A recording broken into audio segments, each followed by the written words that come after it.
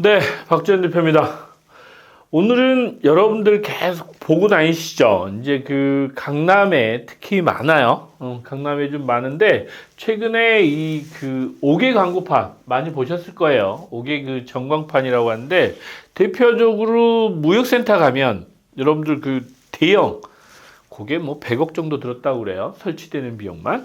그 이제 시대에서 100억 정도 들여가지고 그걸 지금 하고 있는데 요즘에는 각 건물에 보시면 이런 그 대형 전광판들이 뭐 곡면에도 있고 전면에도 있고 도산대로 뭐 테헤란로 많아요.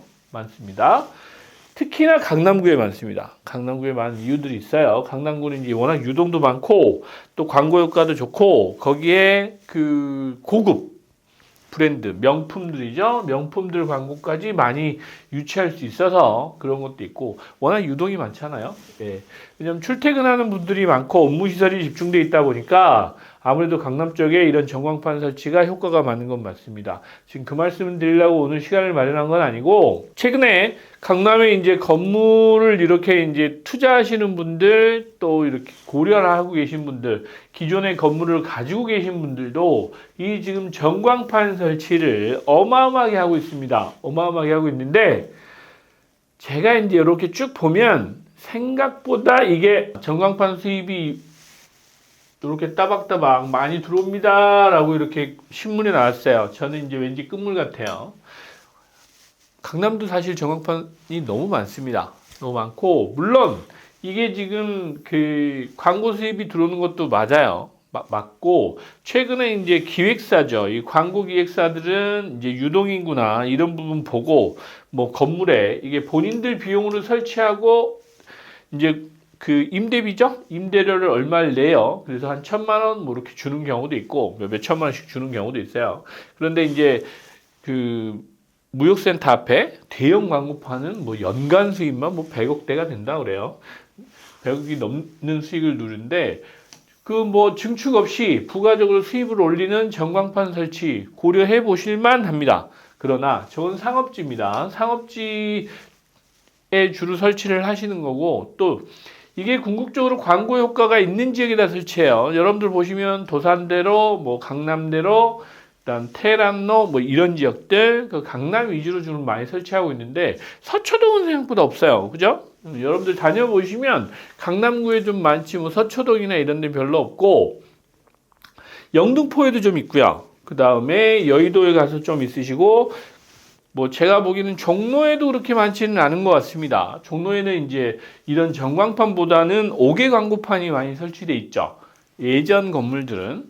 근데 이 비용이 만만치는 않아요. 이제 예전에 비해서 이렇게 이제 요 정도 사이즈는 뭐 한 15억에서 20억 정도 들었을 것 같은데 이 지금 설치 비용, 뭐 이런 구조적인 비용 다 감안하면 한 10억에서 20억대에서 주로 설치를 하시는 것 같아요. 물론 뭐 한 5억짜리 있긴 합니다. 뭐 중국산인 경우도 있어요. 저희가 지금 강남 그 구청역이죠. 그쪽에 이제 있는 건물 조감도 보시면 그 건물에도 지금 설치 계획은 잡고 있는데 저희가 이제 운영을 어떻게 할 건지 그런 방법을 좀 고민해야 되는 부분도 있어서 지금 심각하게 고민하고 연구하고 있습니다. 그런데 제가 이제 오늘 드리려고 그 했던 얘기는 뭐냐? 이 지금 전광판 설치를 해놓고 나면 여러 가지 문제들이 있어요. 첫째, 이 지금 전광판 설치를 주로 하는 데는 삼성전자 제품입니다. 그러나 중국산 제품도 있습니다. 중국산 제품은 거의 반값이에요. 반값에 설치할 수 있다. 중간에 근데 하자나 이런 부분도 생길 수 있다. 예전에 비해서 중국산이 많이 제품은 좋아졌다고 합니다. 가격 경쟁력에서 삼성전자하고 중국산하고는 거의 배 차이가 나요. 이제 그런 부분도 좀 그 고려를 하셔야 되고 또 하나는 여러분들이 생각하시는 요 임대 수익이 물론 부가적인 수입이에요. 여러분들 건물에 보시면 이런 광고 수입, 그 다음에 요 옥상에 보시면 이동통신 기지 있죠. 그런 것도 설치가 있고, 그 다음에 이제 강남 건물 같은 경우는 주차장이죠. 주차장 임대 수익이 추가로 발생되는 부분도 있습니다. 그런 거를 극대화 시켜 놓으셔야 사실은 여러분들이 건물 가치를 높이실 수 있는 방법인 것도 맞죠. 예. 그런 거는 적극적으로 검토해 보시라라는 말씀을 드리고 또 하나는 여러분들이 조금 이거는 이제는 비교해 보실 때가 됐어요. 이제 이렇게 언론 기사에서 월 임대료가 따박따박 들어온다라고 하시니까 무작정 그냥 뭐 한 10억, 20억 들여가지고 하시는 것보다는 최근에는 이런 업체들이 많이 생겼습니다. 많이 생겼고 또 가격 경쟁력이나 제품의 퀄리티나 뭐 이런 것도 많이 들었고 그 다음에 이제 이게 지금 운영하는 이 광고를 운영해주는 기획사들이 있습니다. 그 기획사들과도 이렇게 좀 자세히 알아보시고 하셔야 된다라는 부분이 조금 있습니다. 왜냐? 저걸 이제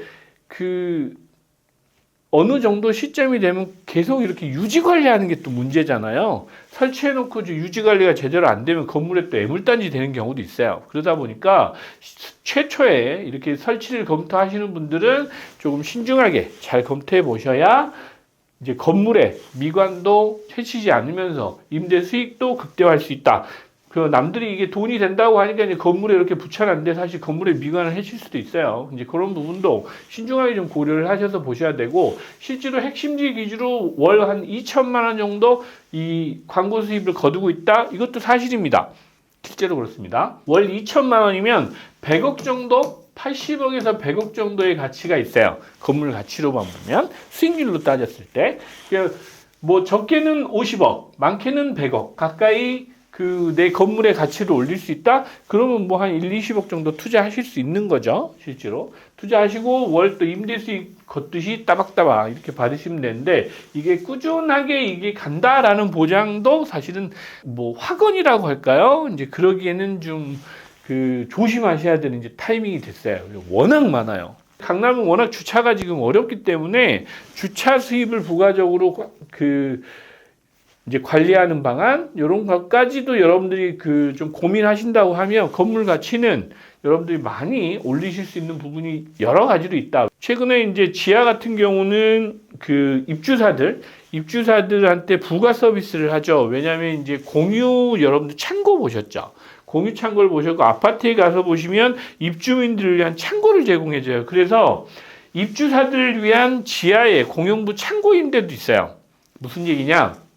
입주사들도 뭐 여름에 쓰는 물건, 겨울에 쓰는 물건, 또 회의실이나 이런 게 어쩌다 한 번씩 쓰는 물건들 공간을 차지하고 있으니까 지하 공간이나 이런 공간을 활용해서 임대를 주는 겁니다. 그런 서비스까지도 여러분들이 심오하게 고민을 해보시면서 건물에 투자를 하시면 추가적으로 여러분들이 건물을 뭐 신축하고 증축하고 개축하고 뭐 이런 거 아니더라도 충분히 건물 가치를 올릴 수 있는 아이템들이 계속 나오고 있다. 그래서 그런 부분에 아이디어도 적극적으로 좀 알아보시면서 건물 투자를 하시면, 또 투자를 해놓고 나서도 그 이후에도 좀 계속해서 이런 노력들 좀 해 주셔야 여러분들이 스스로 그냥 가격 오르는 것만 기다리는 거 말고 가치를 좀 올릴 수 있는 방법도 있고 임대료도 많이 좀 올릴 수 있는 방법이 있다라는 부분을 오늘 말씀드리고 싶었어요. 그래서 전광판을 계기로 해서 여러분들 건물 가치를 올리는 방안들도 여러 가지가 아이템들도 있고 아이디어도 있으니까